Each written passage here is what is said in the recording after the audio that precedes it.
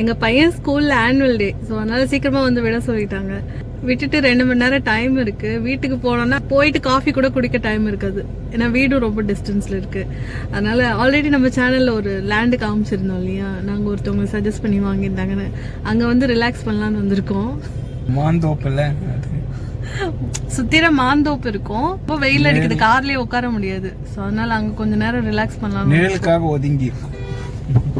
Okay, அங்கே போய் பார்க்கலாம் அந்த லேண்ட் எப்படி இருக்குது.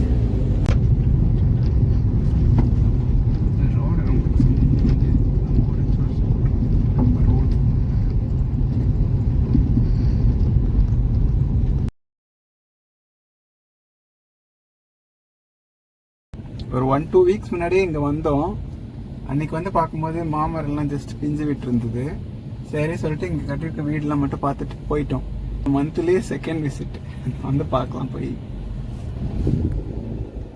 நம்மளோட சப்ஸ்கிரைபர்ஸ் நிறைய பேர் வேறு வேறு லொக்கேஷன்ஸ் எங்களுக்கு அனுப்பி இங்கே போய் எக்ஸ்ப்ளோர் பண்ணி எங்களுக்கு சொல்லுங்கள் அப்படி சொல்லி கேட்குறாங்க.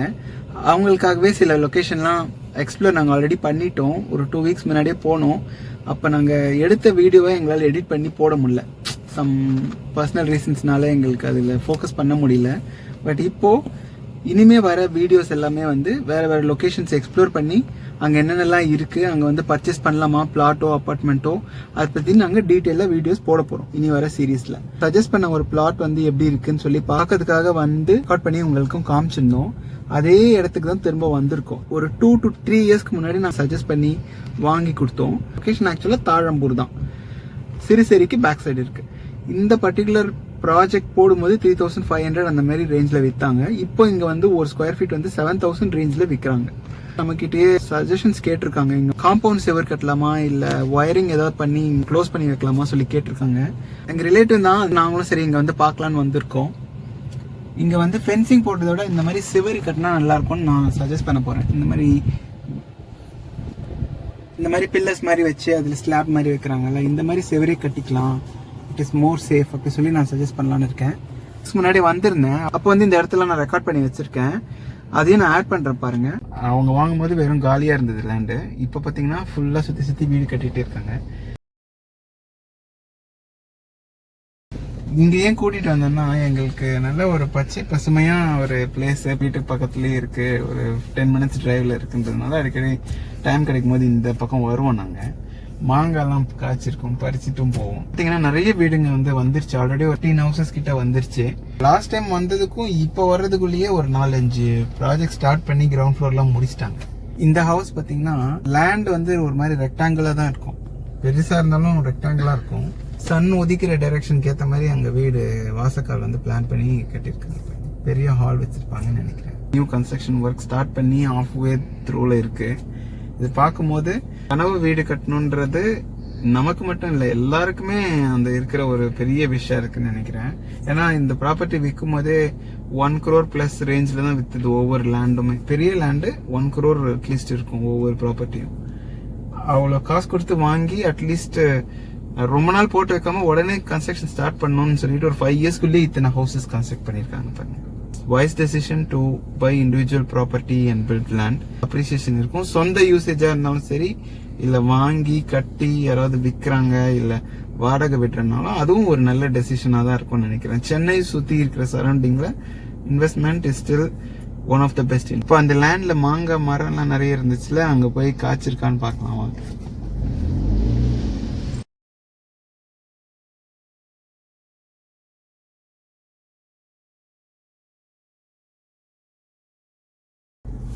நிறைய பில்டிங்ஸ் கட்டிட்டு இருக்கும்போது பக்கத்தில் அவங்க அந்த கம்பெனியோட போர்டு வச்சிருக்காங்க. ஸோ அந்த கான்டாக்ட் டீட்டெயில்ஸ் பார்த்து யாராவது கால் பண்ணுவாங்கன்னு சொல்லிட்டு இட்ஸ் குட் டெசிஷன். வீடு நல்லா கட்டியிருக்காங்க, நல்லா ஸ்ட்ராங்கான பில்லர்ஸ், அப்புறம் ஸ்ட்ராங்கான மெட்டீரியல்ஸ்லாம் யூஸ் பண்ணி கட்டியிருக்காங்கன்றத பார்க்கலாம். இது எப்படி கண்டுபிடிக்கிறதுனா, அவங்க போட்டிருக்க கம்பி, யூஸ் பண்ற பிரிக்ஸ், அதுக்கப்புறம் அவங்க எவ்வளவு பெரிய காலம் ரைஸ் பண்ணிருக்காங்க, எவ்வளவு பெருசா பில்லர் போட்டிருக்காங்க, இதை வச்சு அவங்க எந்த அளவுக்கு குவாலிட்டிக்கு இம்பார்ட்டன்ஸ் கொடுக்குறாங்கன்றத கண்டுபிடிக்க முடியும். நாங்கள் நெக்ஸ்ட் 2-3 months கழிச்சு வந்து பார்த்தோம்னா இங்கே இருக்க மாமரம் எல்லாமே காலியாயிடும்னு நினைக்கிறேன். சரி, போய் அங்கே ப்ராப்பர்ட்டியில் போய் பார்க்கலாம் வாங்க. இது நம்ம சஜஸ்ட் பண்ணி வாங்கி கொடுத்த இந்த லேண்டுக்கு பேக் சைடில் ஒருத்தங்க வந்து நீட்டாக காம்பவுண்ட் வால் மாதிரி போட்டு லாக் பண்ணிட்டாங்க. ட்ரெஸ் பாசஸ்லாம் உள்ளே வர மாட்டாங்கன்னு சொல்லிட்டு உள்ளுக்குள்ளே தென்னை மரம் மாமரம்லாம் இருக்குது.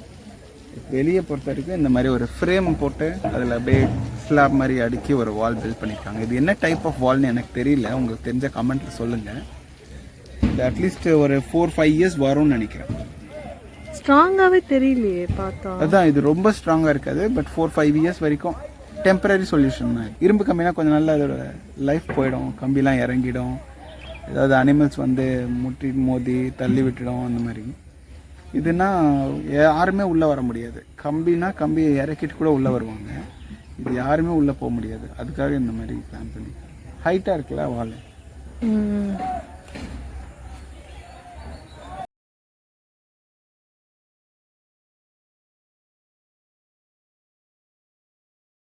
ஃபாஸ்ட்டாக ஃபில் ஆகிட்டு இருக்கு எல்லா ஸ்பாட்டுமே. பார்த்தீங்கன்னா தெரியும், எல்லா டைரெக்ஷன்லையும் வீடுங்க புதுசாக கட்டிகிட்டே இருக்காங்க.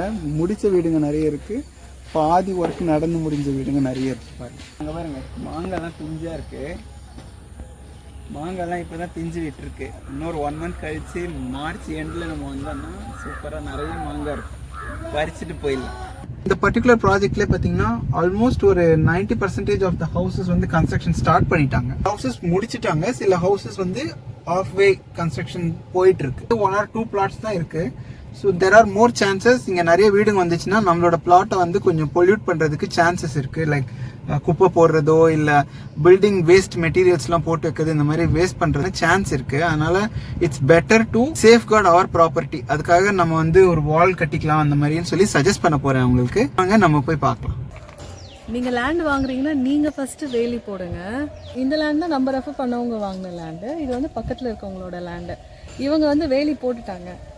என்னன்னா நம்ம லேண்டோட மார்க்கிங்கை தள்ளி விட்டு எக்ஸ்ட்ராவாக வேலி போட்டிருக்காங்க. இது எப்படி முடியும்னா, எங்கள் பிரதரோட லேண்ட் இப்படி தான் ஆச்சு.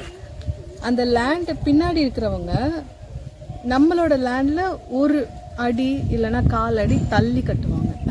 இவங்க இப்போ அந்த மாதிரி தான் வேலி போட்டிருக்காங்க. பாருங்க, அங்கே தெரியுதா, மார்க்கிங்கை தள்ளிட்டு வேலி போட்டிருக்காங்க.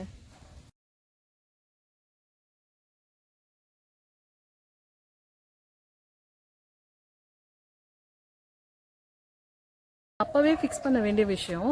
ஏன்னா இவங்க ஒரு 1 or 2 இயர்ஸ் இவங்க இதே மாதிரி வச்சுட்டாங்கன்னு வச்சுக்கோங்களேன். நம்ம வீடு கட்டும்போது இதை தள்ளுங்கன்னு சொன்னால் தள்ள மாட்டாங்க. இல்லையே, எங்கள் லேண்டில் தானே நாங்கள் கரெக்டாக வேலி போட்டோம்னு சொல்லுவாங்க. இது ஒரு இஷ்யூவாக மாறும். என்னோட சஜஷன் என்னன்னா, நீங்கள் லேண்ட் வாங்குறீங்கன்னா அப்போவே தென் அண்ட் தேர் கையோட ஒரு 50,000 ஆனாலும் பரவாயில்லன்னு சொல்லிட்டு ஒரு வேலி போட்டுருங்க.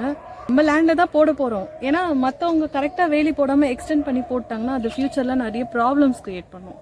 இது வந்து மே ஆர் மே நாட் பி ஒரு டிஸ்பியூட் இஷ்யூவாக வர்றதுக்கு வாய்ப்பு இருக்குது, வாய்ப்பு இல்லாமலும் போகுது. இப்போ இந்த ஓனர்கிட்ட சொல்லி அவங்க தள்ளி கட்டிட்டாங்கன்னா பிரச்சனை இருக்காது. எப்போவுமே ஒரு லேண்ட் வாங்குறீங்கன்னா வாங்கிட்டா அந்த வேலை முடியாது. நம்ம எப்போவுமே அதை மெயின்டைன் பண்ணணும், அதுக்கான ஒரு ஃபென்சிங் கரெக்டாக போடணும், அடிக்கடி அந்த லேண்டை விசிட் பண்ணி பார்க்கணும். ஸோ இதுதான் என்னோட அட்வைஸ். என்னோட சினாரியோவில் அப்பார்ட்மெண்ட்டும் வாங்கியாச்சு, தனியாக வீடும் கட்டியாச்சு. என்ன கேட்டிங்கன்னா, காசு கொஞ்சம் எக்ஸ்ட்ரா இருக்குன்னா ஒரு கேட்டட் கம்யூனிட்டிலே லேண்ட் வாங்கி கன்ஸ்ட்ரக்ட் பண்ணிக்கலாம். ஏன்னா நம்ம தனி வீடு கட்டும்போது அங்கே நடந்த இஷ்யூ பார்த்தீங்க இல்லையா, ஜன்னல் உடைச்சாங்க, யாருக்குமே கண்டுபிடிக்க முடியல. ஒரு கேட்டட் கம்யூனிட்டினா நம்ம அங்கே சர்வேலன்ஸ் கேமரா எல்லாமே இருக்கும், செக்யூரிட்டி இருப்பாங்க, நல்லா செக்யூர்டாக இருக்கும்.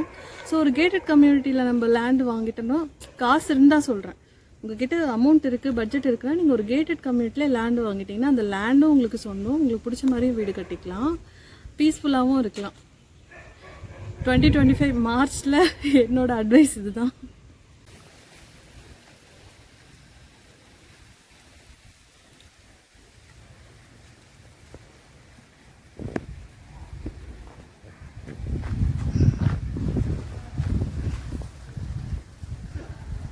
மாங்காய்லாம் நிறைய காய்ச்சி பாதி வளர்ந்துருக்கு.